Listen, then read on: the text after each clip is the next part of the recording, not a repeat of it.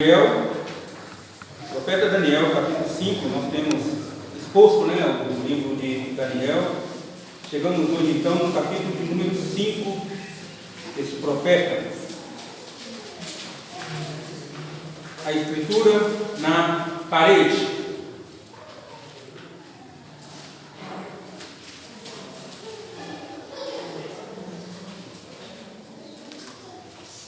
Nós vamos ler a princípio até o verso de número 6, mas você mantém a sua Bíblia aí marcada nesse capítulo, porque no decorrer aqui nós vamos ler o restante do capítulo. A princípio nós vamos ler até o verso 6, Daniel capítulo 5, até o verso de número 6.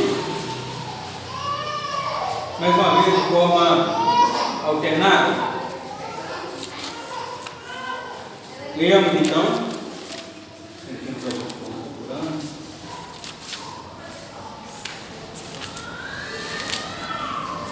O rei Belsazar deu um grande banquete a 1000 dos seus grandes e bebeu vinho na presença dos 1000. Enquanto Belsazar bebia e apreciava o vinho, mandou trazer os utensílios de ouro e de prata que Nabucodonosor, seu pai, tirara do templo, que estava em Jerusalém, para que neles bebessem o rei e os seus grandes, as suas mulheres e concubinas. Então trouxeram os utensílios de ouro que foram tirados do templo da casa de Deus, que estava em Jerusalém, e beberam neles o rei, os seus grandes, as suas mulheres e concubinas. Beberam o vinho e deram louvores aos deuses de ouro, de prata, de bronze, de ferro, de madeira e de pedra. No mesmo instante apareceram uns dedos de mão de homem, e escreviam defronte do candeeiro, na caiadura da parede do palácio real, e o rei via os dedos que estavam escrevendo. Então se mudou o semblante do rei, e os seus pensamentos ajudam os seus ossos a se abaixar, e os seus joelhos batiam um no outro.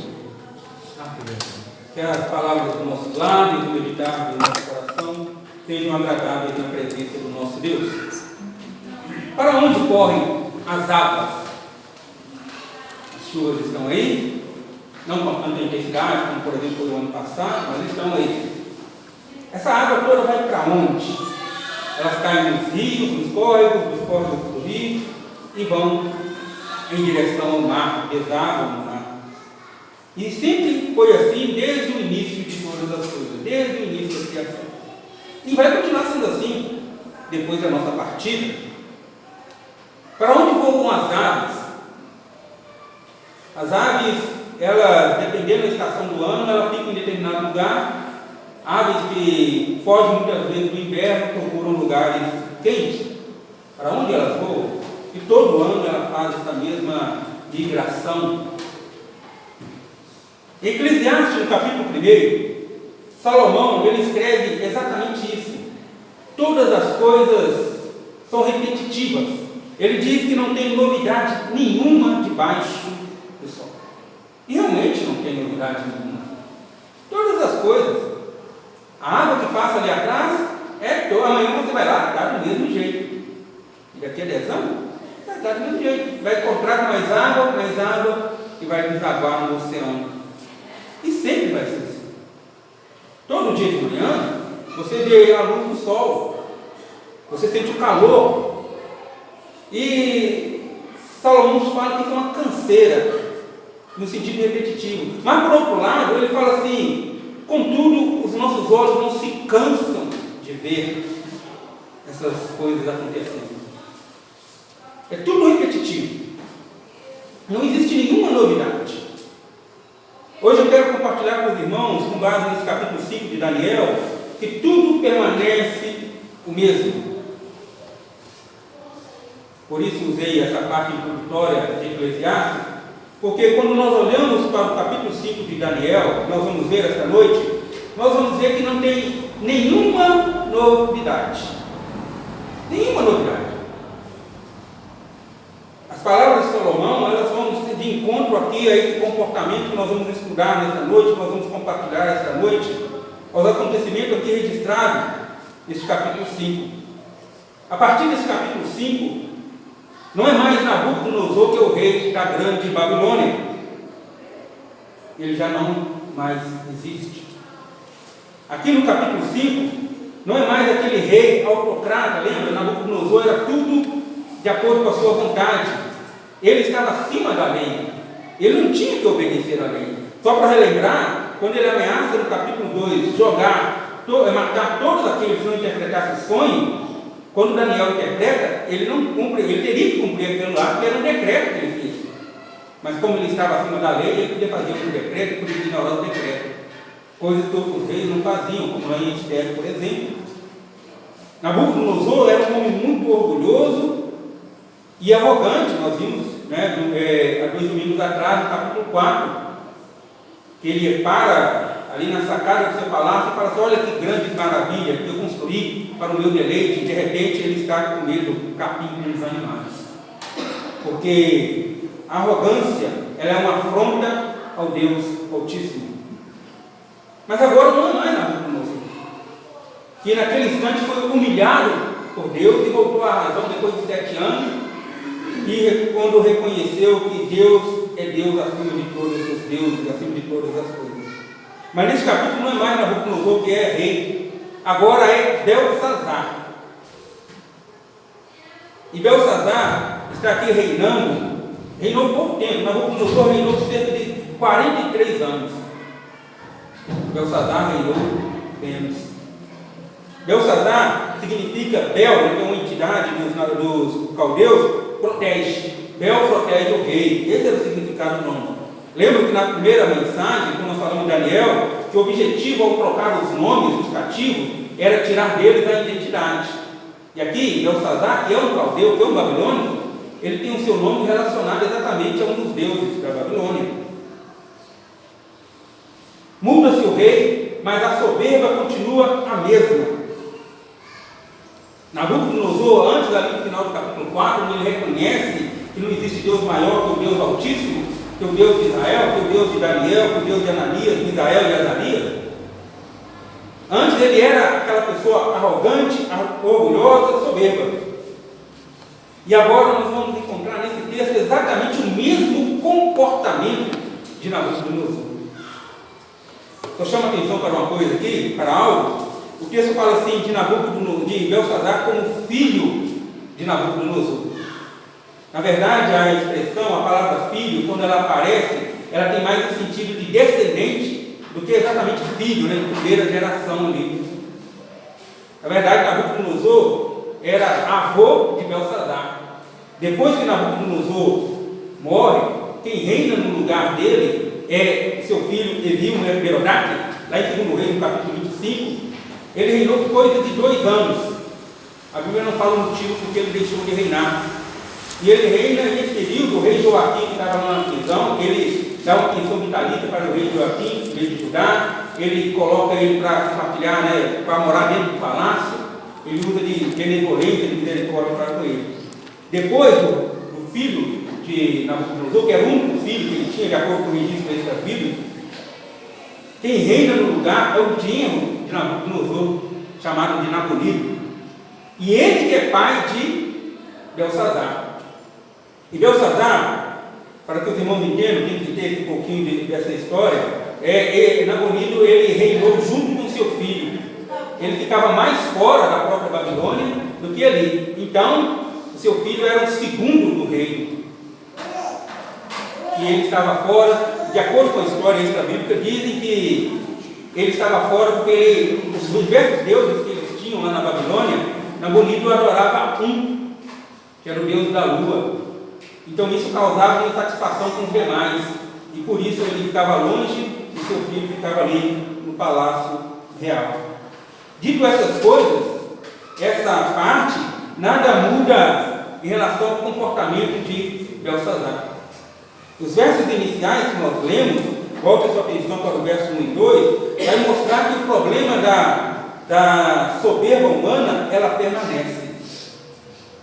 O problema da soberba humana, ela permanece. E que nós falamos na última mensagem que o homem é soberbo quando ele não reconhece a autoridade de Deus. O homem é soberbo quando ele diz assim, como nós lemos Salmo 14 e também o Salmo 53 é a mesma coisa, quando o homem fala assim, não há Deus. Quando o homem diz que não precisa de Deus, ele está sendo soberbo diante de Deus, o Criador de todas as coisas. Ou às vezes nós, como também fazemos no nosso momento de confissão, quando eu acho que não preciso de Deus para os meus planos, para os meus problemas, eu também estou sendo soberbo. Quando eu venho, eu posso até vir à igreja regularmente, mas não me preocupo em satisfazer a vontade de Deus, em seguir a vontade de Deus, eu também estou sendo soberbo. E aqui nós encontramos Belsazar sendo soberbo. O problema permanece. Como eu disse no Salmo 14, e o Salmo 14 interessante nele, que ele fala assim que Deus está no seu trono olhando para ver se tem algum justo e não encontra nenhum justo. E essas palavras vão de encontro a Romanos 3, onde Paulo fala exatamente isso. Não há nenhum justo, nenhum sequer, todos os pecados juntos se tornaram inúteis. Porque o homem sem Deus, ele está nessa condição. E ele, quanto mais ele vive sem Deus, mais ele está exatamente dizendo assim, olha, eu não preciso de Deus. Mesmo que ele não expresse a sua vontade em palavras, mesmo que ele não expresse nos atos, nas suas atitudes, ele diz isso. Ele tem tempo para o trabalho, ele tem tempo para a família, ele tem tempo para o lazer, mas não tem tempo para Deus. No domingo eu não posso ir na igreja porque eu estou cansado. Eu trabalhei a semana toda e eu preciso de descanso. Isso é uma forma de dizer assim, Senhor, o Senhor entende, né? Mas eu não preciso desse momento de comunhão. Porque afinal de contas eu tenho outras coisas para fazer. E aqui Belsazar está exatamente no momento, veja, Belsazar com seus grandes, a Bíblia fala aqui de pelo menos 1000, fora as mulheres ali presentes, aí os irmãos podem imaginar uma festa regada a bebida descontrolada, o que poderia estar acontecendo naquela festa, naquele palácio real. E quando nós olhamos diretamente lá para o final do capítulo, nós vamos ver que enquanto o rei estava comemorando ali, o seu palácio estava sendo cercado para ser tomado pelo inimigo. A soberba humana, ela vai cegando o homem a ponto dele não perceber o perigo que o cerca. Então Belsazar, melhor dizendo, ele vai exatamente fazer algo terrível, algo que o próprio Nabucodonosor, seu avô, não chegou a fazer. Por mais terrível que ele fosse, por mais soberbo que ele fosse, Belsazar vai fazer algo que é terrível aos olhos de Deus. Vai profanar o que é sagrado. Então, diante daquela festa de mais de 1000 pessoas ali, né? Naquela festa que ele estava descontrolado, naquela festa em que a bebida rolava ali solta, naquela festa em que já não tinha mais o espírito controlado, né? Paulo fala assim, não vos embriagueis, para que não haja dissolução do espírito, ou seja, para que você não perca o seu domínio. Isso aqui, a situação estava descontrolada. Ele então ele tem uma terrível ideia, manda trazer os objetos da casa do Deus de Israel. Os objetos que Nabucodonosor apenas tinha levado para a Babilônia. Ele vai pegar esses objetos e vai utilizar de maneira profana. E o texto nos diz, os primeiros versos que nós lemos, o verso 4 diz que ele fez isso, eles beberam, e enquanto eles bebiam, o que eles faziam? Eles davam glória, eles adoravam seus deuses de prata, de bronze, de ouro, de ferro, de madeira e de pedra. E como nós lemos no Salmo 115, o salmista fala exatamente o quê? Que esses deuses são criação dos homens. Eles têm boca e não falam, eles têm ouvido e não ouvem, seus olhos nada enxergam, seus pés não movimentam nem um milímetro. E pior ainda, o salmista fala que quem faz ou quem confia nele se torna igual a ele. Como Paulo diz lá em Romanos capítulo 1, tornam nulos em seu raciocínio. Irmãos, aqui em Belsazar nós podemos ver que mesmo mudando o rei, mesmo já tendo passado mais de 50 anos de cativeiro, o problema da soberba humana permanece. O problema do pecado ainda permanece. Mas sabe que não é só a soberba, não é só o pecado que permanece. Olha os versos 5 a 9. Vamos ler os versos 5 a 9 de forma alternada?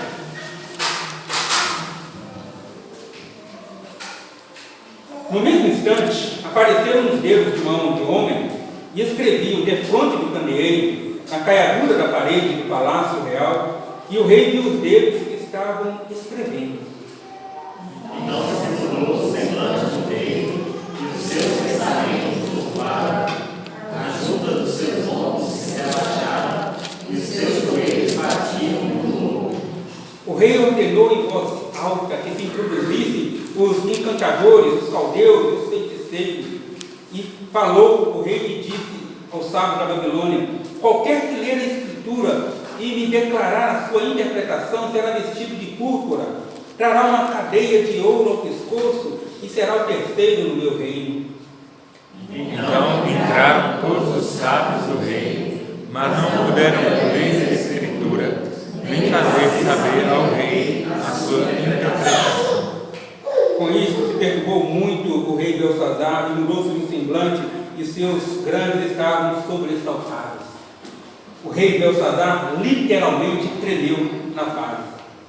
O verso 5, o verso 6, melhor dizendo, ele fala exatamente isso. De repente, aquele homem que estava alegre por causa da bebida, que alegre com aqueles que estavam ali bajulando, ele vê uma mão escrevendo algo na parede e ele fica assustado, algo sobrenatural, uma mão sem corpo, apenas uma mão escrevendo, e todos veem aquilo. E o texto nos diz que ele então começa a ficar com as pernas bambas, tremendo, seus joelhos batendo um no outro.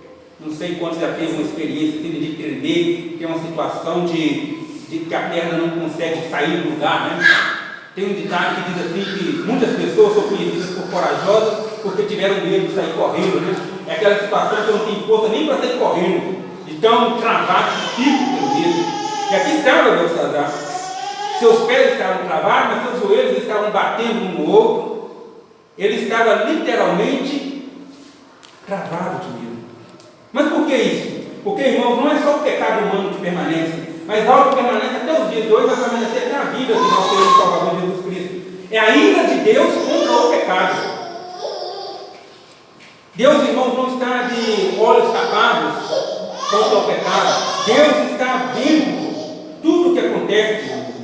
Paulo, lá em Romanos, no capítulo 1, ele falou assim: olha, a ira de Deus se revela no céu contra toda impiedade e contra a perversão dos homens, porque esses homens estão detendo a verdade pela injustiça. Quando é para usar a verdade, o que eles fazem? Deixam de lado e praticam a injustiça. Porque esses homens, eles conhecem a Deus, eles sabem que Deus existe, mas eles estão pegando a glória que é de Deus e estão dando a outro, estão transferindo a glória de Deus. Ele fala que esses homens reconhecem desde o princípio da criação, desde o princípio de todas as coisas. Por isso que no início eu citei, né? Para onde corre as águas? Porque quando nós paramos para admirar a natureza, não tem como, irmãos, pensar que isso foi obra do acaso. Não tem como, irmãos, pensar que algo que é tão que há tanto tempo vai acontecendo de uma forma tão sincronizada, tão bela. Não tem como. Você vê a diversidade de criaturas. Não tem como simplesmente, olha que eu sou biólogo, crer que algo pegou do nada, de repente uma única célula falou assim, pensou assim, tem que multiplicar. Não tem como. Para ter essa maravilha, para ter essa diversidade de criaturas tanto belas quanto as criaturas assustadoras, a única explicação é: alguém poderoso criou isso tudo. Por mais que a ciência busque, vai usar suas justificativas, mas sempre vai haver um ponto que eles não vão conseguir explicar, porque não tem explicação. Fora da palavra de Deus não existe. Então Paulo está falando assim: olha, esses homens percebem pelas coisas que foram criadas que Deus existe, e por isso esses homens são indesculpáveis. Voltando em Belsazar, quando aquela mão escreve ali na parede, ele é indesculpável, sabe por quê? Porque nós vamos ver mais para frente que Belsazar sabia da existência do Deus de Israel. Ele sabia. A indignação de Deus contra o pecado, ela permanece. Provérbios, mais uma vez, Salomão, lá no Provérbios 16, 4, ele fala assim que Deus criou todas as coisas para um determinado fim e até o perverso para o dia do juízo. Porque, irmãos, por mais que possa parecer aos nossos olhos que Deus não está agindo, por mais que possa parecer que Deus está tardando em sua justiça, mas a justiça dele vem no tempo dele. Ele está de olho. A Bíblia fala que Deus vê tudo do seu trono. Deus está de olho em tudo que nós fazemos. Deus está no domínio da história. Deus não foi aquele que criou a humanidade e deixou para lá. Ele participa, ele relaciona, ele julga a humanidade. Porque ele se vive com o pecado. Ele é o Deus Santo. E aqui Belsazar pega os objetos do Deus Santo e vai profaná-lo. Ele pega algo que é usado para cultuar a Deus e vai cultuar os seus deuses falsos.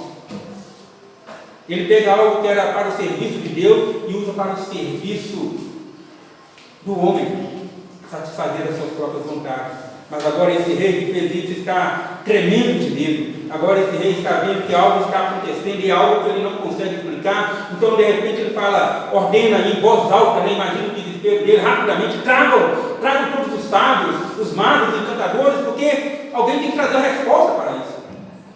E olha mais uma vez a soberba. Assim como Nabucodonosor, ele falou que se alguém interpretar, eu vou cobrir ele de riqueza, de honra. Ou seja, tentando comprar algo, tentando adquirir algo, não estava sob o seu controle. E aqui ele fala, né? Que vai ser o terceiro no meu reino, porque ele era o segundo, o primeiro era o pai dele, aí então vai ser o terceiro no meu reino. O reino também era dele, na verdade. Mas tem mais uma coisa que permanece nesse capítulo 5. Não apenas o pecado da arrogância, não apenas a indignação divina contra o pecado, mas também o testemunho. Vamos ler os versos 10 a 16 de forma ordenada. Então veja que o verso 9 fala que Belsazar e os que estavam com ele estavam assustados. Ninguém conseguia interpretar aquela escritura.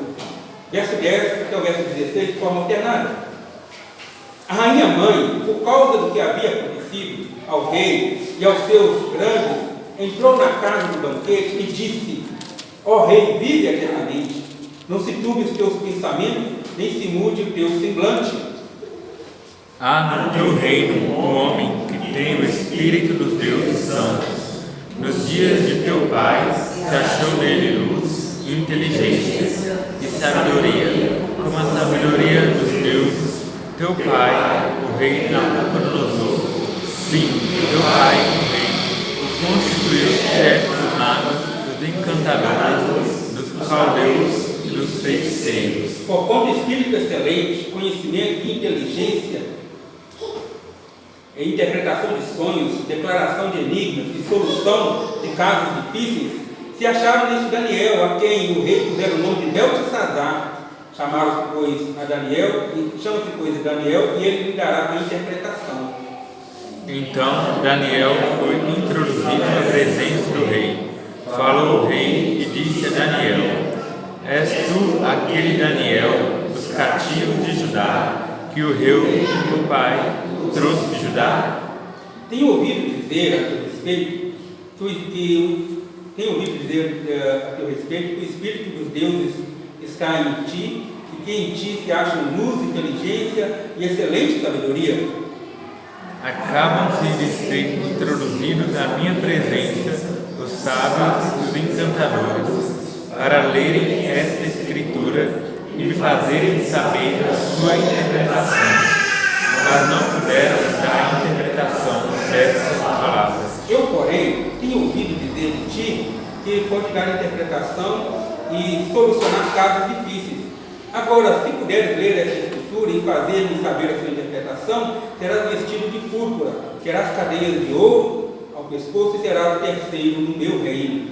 Até aí, por enquanto? Irmãos, o testemunho do Deus Altíssimo permanece.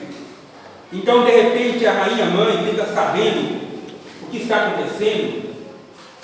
Provavelmente aqui a avó dele fica sabendo e fala assim: olha, nos tempos de teu pai, nos tempos do teu avô, tinha um servo aqui, tinha um judeu aqui, que ele se destacou por interpretar sonhos, sabedoria, inteligência, atribuindo isso aos deuses, né? O espírito dos deuses é com ele.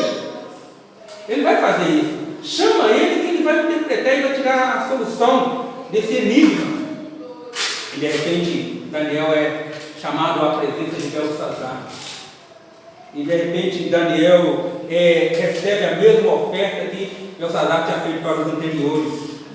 Se você interpretar, você será honrado, será o terceiro do meu reino.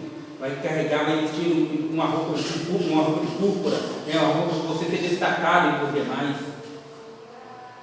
O certo aqui, irmãos, o testemunho de Deus Altíssimo ele permanece.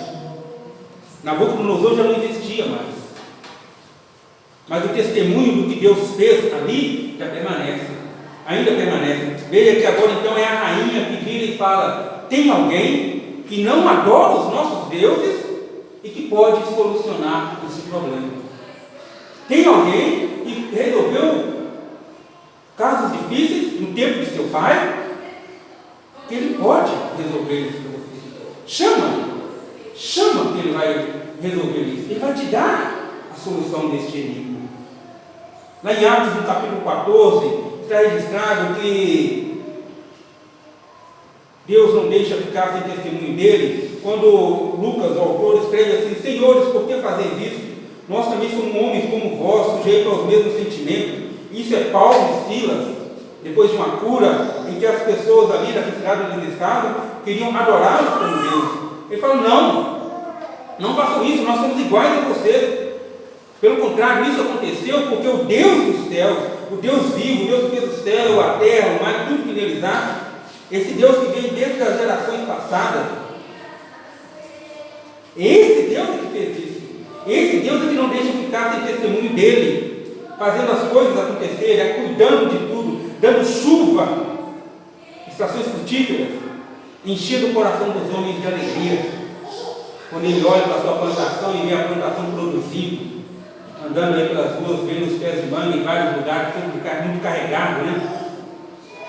Imagina que quem tem embolsa e tem o pé de manga, a manga não carregada, o pé de manga carregado, a alegria. É isso que o autor está falando em Atos, que Paulo e Silas falaram: olha, esse Deus, ao fato dele fazer uma árvore frutificar, ele está dando testemunho de que existe Deus, que ele existe.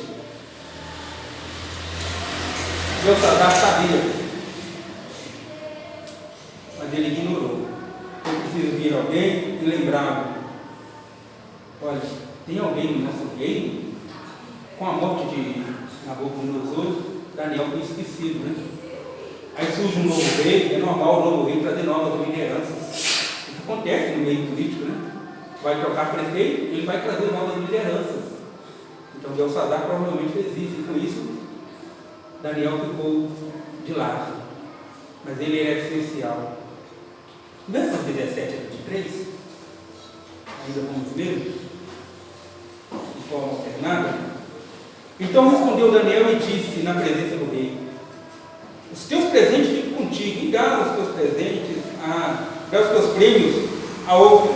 Todavia lerei a escritura e lhe farei saber a interpretação. Ó Rei, Deus, o Altíssimo, deu a Nabucodonosor, teu pai, o reino e a grandeza, glória e majestade. Por causa da grandeza que lhe deu, povos, nações e homens de todas as línguas tremiam e temiam diante dele. Matava quem queria, e a quem queria deixava com vida, e a quem queria exaltava, e a quem queria abatia. Quando, porém, o seu coração se elevou e o seu espírito se tornou soberbo e arrogante, foi derribado do seu trono real e passou dele a sua glória. Foi expulso dentre os filhos dos homens, o seu coração foi feito semelhante a dos animais, e a sua morada foi com os jumentos monteses. Deram-lhe a comer erva como aos bois, e do orvalho do céu foi molhado o seu corpo, até que conheceu que Deus, o Altíssimo, tem domínio sobre o reino dos homens, e a quem quer constitui sobre ele. Tu, Belsazar, que és seu filho, não humilhaste o teu coração, ainda que sabias tudo isso. E te levantaste contra o Senhor dos céus, pois foram trazidos os utensílios da casa dele perante ti, e tu e os teus grandes, e as tuas mulheres, e as tuas concubinas, beberam vinho deles. Além disso, deste louvores aos deuses de prata, de ouro, de bronze, de ferro, de madeira e de pedra, que não veem, não ouvem, nem sabem, mas a Deus em cuja mão está a tua vida e todos os teus caminhos a ele não glorificaste. Deus, irmão, não apenas não deixa ficar sem testemunho de Deus, o testemunho de Deus permanece por toda a geração, como Deus também não deixa a sua igreja ficar sem oportunidade para testemunhar a respeito dele. Daniel, então, é introduzido na presença do rei, e de repente, quando o rei oferece para ele a premiação, ele fala: dá o seu prêmio a outro. E Daniel começa a contar, Daniel começa a trazer à memória de Belsazar o que aconteceu com Nabucodonosor. Olha, ele era temido, ele era o maior, ele fazia o que queria, mas acontece também que ele era arrogante e soberbo, e Deus o humilhou, Deus o fez ficar como uns animais, depois Deus o restaurou. E sabe o pior, Belsazar? Você sabia disso tudo, mesmo assim você ignorou, mesmo assim você não se humilhou. E o que você fez? Pegou os objetos da casa do Deus Altíssimo e profanou. Irmãos, Deus não deixa ficar sem testemunho dele, e Deus não deixa de dar oportunidade aos homens. Todo o homem, toda a humanidade, no dia do juízo, não vai poder alegar falta de oportunidade. Pelo contrário, eles não vão poder alegar inocência diante de Deus. Ah, ninguém me falou. Em algum momento da vida você ouviu sobre o Senhor Jesus Cristo, você ouviu sobre o juízo de Deus, mas acontece que a maioria das pessoas se encaixam nessa situação ou nessa condição de Belsazar.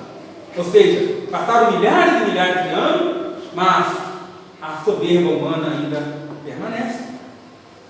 O juízo ainda permanece, o juízo de Deus. As oportunidades ainda permanecem.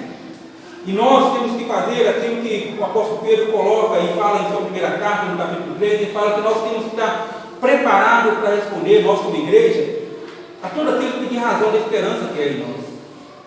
Quando Daniel tem a oportunidade, ele se mostra preparado, ele está preparado, e assim ele vai respondendo, e assim ele vai falando com Belsazar, assim ele vai fazendo Belsazar lembrar. Realmente eu lembro disso. Eu era novo, mas eu lembro que aconteceu isso.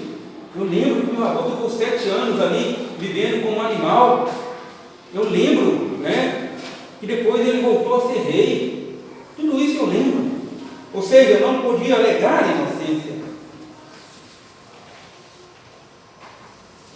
Versos finais, 24 até o verso 31.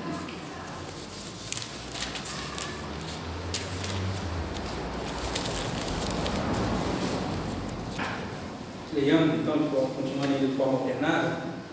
Então, da parte dele, foi enviada aquela mão que traçou esta escritura.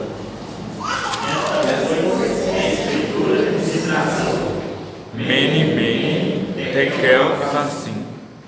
Esta é a interpretação daquilo. Mene, contou Deus o teu reino e deu cabo dele. Tekel, pesado foste na balança e achado em falta. Peres, dividido foi o teu reino e dado aos medos e aos persas. Então mandou Belsazar que vestissem Daniel de púrpura e lhe pusessem cadeias de ouro ao pescoço e proclamassem que passaria a ser o terceiro no governo do seu reino. Naquela mesma noite foi morto Belsazar, rei dos caldeus. E Dario, com medo, com cerca de 62 anos, se apoderou dos reinos. Depois de trazer a memória de Belsazar o que havia acontecido no passado, e ele era testemunha disso, Daniel então vai falar do juízo de Deus para a vida daquele rei. Porque, irmãos, Deus não apenas fica indignado, mas ele vai exercer os seus juízos. Olha, a interpretação é essa: que o reino, você foi contado na balança de Deus, você foi pesado e foi achado em falta, e por isso o teu reino vai ser entregue aos teus inimigos. Aqui, irmãos, é o cumprimento do sonho de Nabucodonosor no capítulo 2, lembra? Da grande estátua em que a cabeça de ouro era Nabucodonosor, mas os troncos eram de prata. E Daniel fala assim para o rei Nabucodonosor: olha, isso significa que vai vir um reino menor que o seu e vai tomar o seu lugar. Estava se cumprindo. mas estava se cumprindo numa situação assim tão aparentemente parecendo não ter problema, ou Belsazar estava ignorando. O seu reino estava sendo cercado e ele estava fazendo uma grande festa.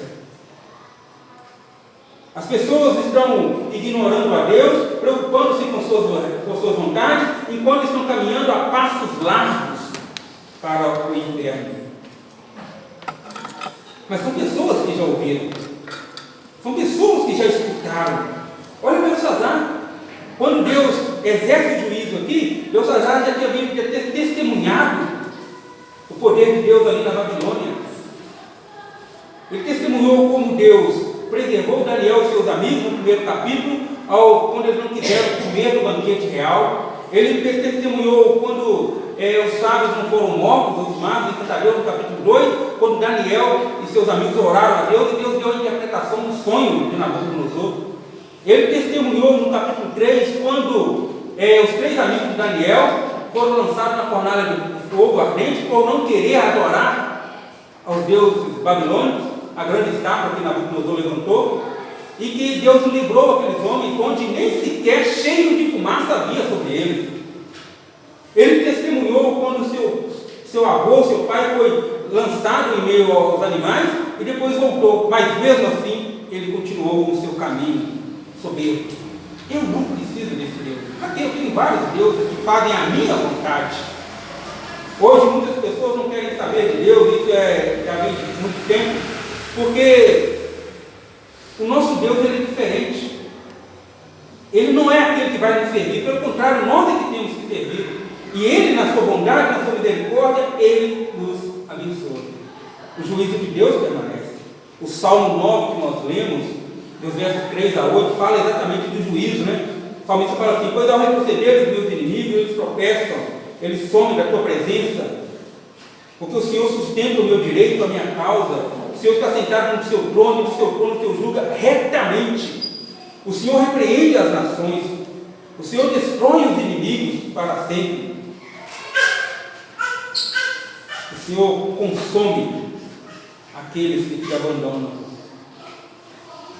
Isso pode até parecer para muitos que está acontecendo agora, mas vai acontecer. Isso é certo. Deus cumpre a sua palavra.